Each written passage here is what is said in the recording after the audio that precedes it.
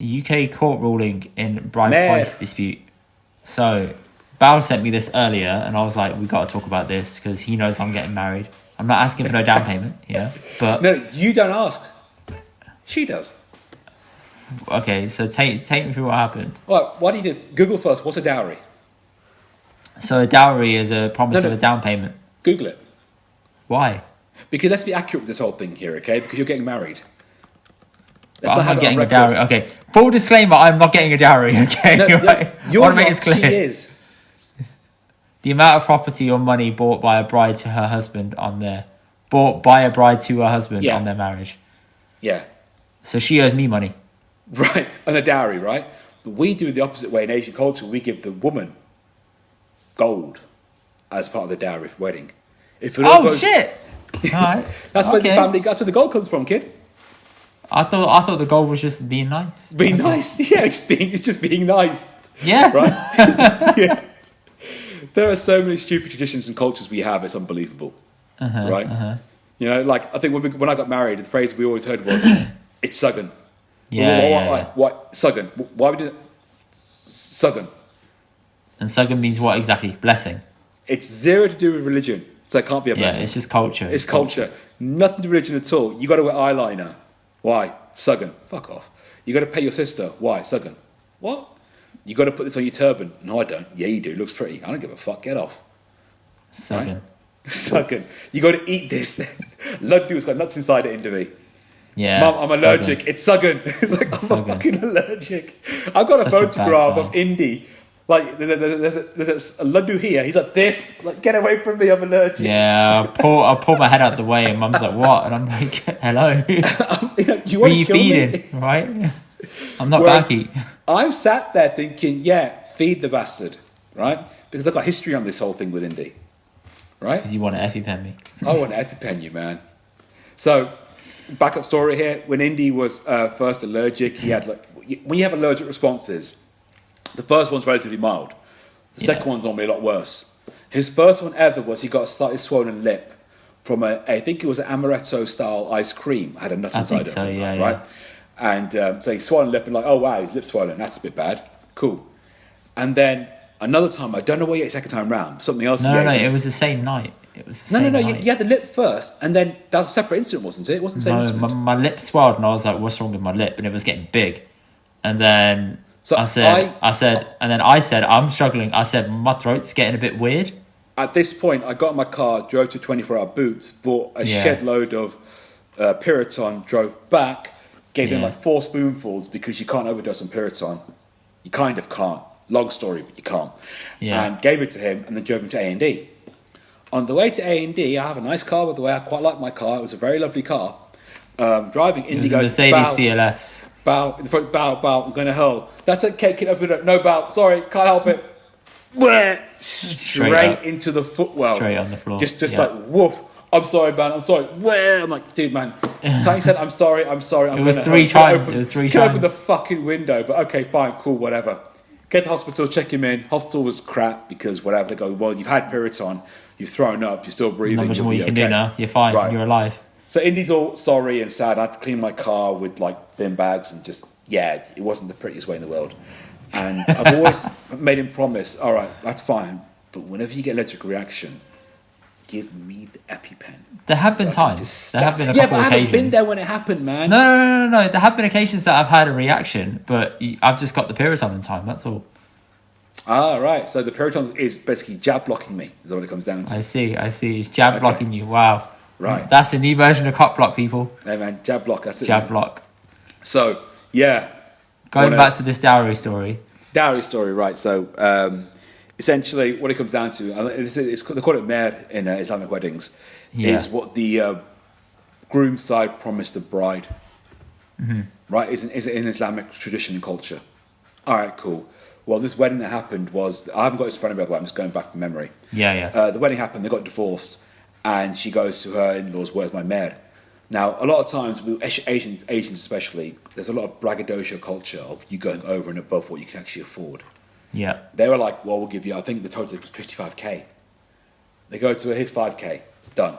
You paid off. That's the mer that you promised. She's like, no, fuck that. You promised 55k. I want that money. And they go, well, no. So they went to court, and it's been accepted to be listened to by a judge on the premise that it was a verbal agreement agreed between her father, his father, him, her, and a witness. So if they got the verbal contract, well, it's a contract heard, and It's still dangerous, else. man. Like, because they got the Right. precedent of that sets. Verbal Well, contracts are now binding. Not just contracts, but cultural law and cultural reasoning as well. Because the idea is you get a law as president and you take it further to a next step beyond and try and use that same principle to groundbreak for other places as well. So that's what's going on now. It's being heard in court, and it may just be one for the lawyers. It may just be one the case of it got heard in court, people spent a little bit of money, waste a bit of time, judge goes, what are you on about? No, divorce court's fine. Or they may say it's a contract route of it was a contract, it was agreed, it was done, it was said, and it should be honoured. In which case, other religious things that can be said and done where money is involved, which happens an awful lot in Asian culture with money and religious things, like an awful lot. Because it gets mixed up between religion and culture. Right, exactly. And it's kind of embarrassing how much it is involved. You know, you give people money, you give them like £21 so they don't break up, because it's bad enough to give a whole number. But how can you prove that there was an oral agreement? You can't. Witnesses, Indy. Yeah, but you can. Even then, witnesses don't prove anything. If the idea is, so let's hear it out. I'm not a lawyer, but the idea is if you've got an agreement between two parties with a paid amount said, right, and it's accepted these agreements happen as well. So you can't dispute marriage exists, it doesn't exist, it exists. So you agree that marriage exists? Yes. You agree it exists? Yes. Do weddings have this? Yes. Is it accepted to common set of weddings? Yes. Did you do one of these agreements? No. Really, why? Did you do everything else Islamically, not marriage? No. Right, so you probably did it. Okay, great. What did you agree? Oh, 5K. We're 55K. So what's a common agreement normally stated on? What's the basis on? And you go from there. So you've agreed they exist, you agree they're said, you agree it's an agreement. Or you could just sit there and say, if I get all of my family to sit there and agree that none of us said any of this was true and we didn't agree to any of it, then what? Now it's my word against yours. Your witnesses against my witnesses. Okay, fine. But then you could argue people are biased or they're not biased. Also, you're lying in a court of law as well, perjury. Do people really want to risk that as well at the same time too? Some people may lie their arse off, absolutely fine. But you can get two opposing things going on here as well, aren't you? Yeah, I think the difference here is that they paid her $5,000 already, which means you've kind of already gone towards agreeing that it exists. If she accepted it, I don't know if she did or not. If you accept the compensation down to reduced amount, it's fine, but I don't think she accepted it at all. If it was simple, so she was offered 55K. She was told. Hang on. So she was told that she would get 55K. She then said, "I was given 5K," but then didn't agree to accepting the 5K. But now she wants the full 55 that she should have got that she didn't get.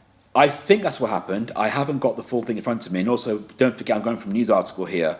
And generally speaking, in the UK, news articles aren't really the best researched or spoken about. What I've noticed about news articles, just as a side little rant, they make things fucking difficult to read sometimes. It's not abundantly clear what they're trying to say. So I read it and I'm like, what? And then I have to go back up and start again. And I'm thinking, this doesn't make sense, because they're obviously looking at it from like a readership point of view. So there is a thing on websites called Fact check. What's it called? No, it's called Hotjar, which means you can see how much someone browses on a page, and you can see how much they browse on each different page, right? Mm-hmm. So you're trying to fit as much as you fucking can in the first paragraph. Because I do this, I click on an article, I read the first paragraph, I'm like, yeah, check out. So they're thinking, all right, the first paragraph, therefore, as a journalist, you have to fit in as much information as you can to make it as appealing and clean as it is. But by doing that, you overcomplicate it and it makes no sense. Clickbait it, basically. Unless you're the BBC or Guardian, no, you don't clickbait it. Well, you kind of do. I'll tell you what I mean. So I've got the article here, right? A landmark judgment could bring part of the UK law into line with Sharia law in their position on bride price payments. Is to be announced this week in a central London County Court in a case backed by a women's charity. That's their headline, okay? Mm-hmm. So a landmark judgment could come about. So is it coming about or not? Is it not? And it goes into afterwards. But the idea is, what they've done straight away, they brought up Sharia law, bringing in line with UK law. What they haven't stated is it could be in line with contract law, which is what it's being based on. Clickbaiting, and that's, in my opinion, that's clickbaiting, isn't it? Because Sharia law doesn't exist in the UK. if they believe. But it's not bait clickbaiting, is it? It's not the you won't believe in block capitals. This. Right. But the idea of a clickbaited paragraph has occurred in newspapers for years. The Sun does it all the time. Because it's like, read more on page 6 or something. Yeah. No, not just that. Anytime you had an article about anything, right, any sort of story, the first paragraph was one sentence that was probably the most sort of like impactful to give the most amount of the story across to make you want to read on more. Yeah. Even back when I was in school, we'd studied newspapers and writing styles. The Sun always had that.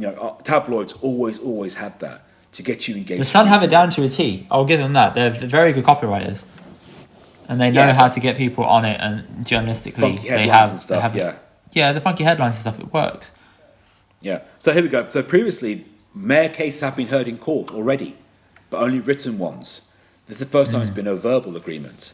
So now the argument shifted from it being a mayor argument to being verbal versus non-verbal. Have there been non-verbal agreements argued in court? Yes, they have. Have they been successful? Yes, they have. So therefore, it's sort of a landmark, isn't it? It's not really the big landmark. Right. Now you scrape it a little bit and suddenly the headline now, if we've got a teacher with a red pen, you cross out landmark because it's not really a landmark because we had other rulings before on mayor cases. You cross out Sharia law. A judgment could bring about UK law in line with contract law. It's not that appealing, is it? Not really, no. But add in landmark. Landmark and Sharia law. And this is The Guardian, by the way, we're quoting here. The left-wing Guardian newspaper, right? They're going to get their click somehow, my guy. Right? They're one of the only websites that need donations. Yeah, they haven't got paywall. Yeah, because I've seen a few articles on something and I've tried clicking on the Telegraph or the Times and you can't read past the first paragraph. Yeah, and I don't want to. And the Torygraph I shouldn't pay for anyway. Fuck off. I don't want to, read it. But say if I want some journalistic balance, I might want to read the opposite view just to see. Are you outside of finding ways around the paywall? Because they do exist. You can get around it. I haven't actually tried. If you put effort into it, you can get around it. There are ways of doing it.